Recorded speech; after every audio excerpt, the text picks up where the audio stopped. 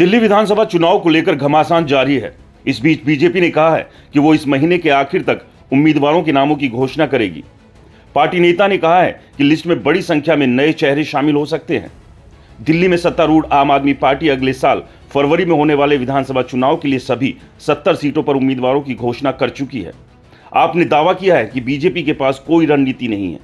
कांग्रेस भी 70 में से 21 सीटों पर अब तक उम्मीदवार उतार चुकी है। बीजेपी का राष्ट्रीय नेतृत्व जल्द ही उम्मीदवारों के चयन पर अंतिम दौर की बैठक करेगा। दिल्ली बीजेपी के एक शीर्ष पदाधिकारी ने कहा कि ये बैठकें 20 दिसंबर को संसद सत्र समाप्त होने के बाद होगी। उन्होंने कहा कि पार्टी इस महीने के आखिरी सप्ताह में सूचियां जारी कर सकती है। बीजेपी नेताओं ने कहा कि उम्मीदवारों के चयन की प्रक्रिया अंतिम चरण में है और प्रत्येक निर्वाचन क्षेत्र के लिए 3 संभावितों को पहले ही शॉर्टलिस्ट कर लिया गया है। दिल्ली बीजेपी के एक अन्य वरिष्ठ नेता ने कहा कि इस बार संभावना है कि पार्टी नए चेहरों पर दाव लगाएगी, जिसमें महिलाएं और युवा भी शामिल होंगे, जिनका जमीनी जुड़ाव और निर्वाचन क्षेत्र में लोगों के बीच मजबूत पहुंच है, चाहे उन्होंने अभी तक चुनाव नहीं लड़ा हो। उन्होंने कहा कि पार्टी के वे अनुभवी नेता जो 2 या उससे अधिक बार चुनाव हार चुके हैं, इस बार उनके लड़ने की संभावना कम है।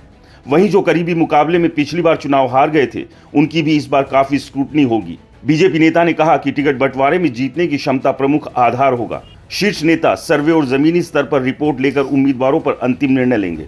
बता दें कि बीजेपी 1998 से दिल्ली की सत्ता से बाहर है और इस बार आपको हराने के लिए हर संभव प्रयास कर रही है। आपने 2015 से विधानसभा चुनाव में अपना दबदबा बनाए रखा है। 2015 के चुनाव में आपने 67 और 2020 में 62 सीटों पर जीत दर्ज की थी। बीजेपी को 2015 में 3 और 2020 में 8 सीटें मिली थी। हालांकि बीजेपी 2014, 2019 और 2024 के लोकसभा चुनाव में सभी 7 सीटों पर जीत दर्ज करने में कामयाब रही।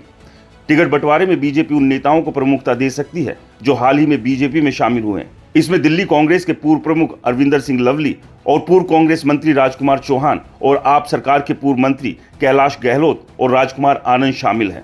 तो अब सभी को अगर इंतजार है तो बीजेपी की पहली कैंडिडेट्स की लिस्ट का। अब देखना यह होगा कि लिस्ट कब जारी होती है और किस किस नेता को बीजेपी टिकट देगी।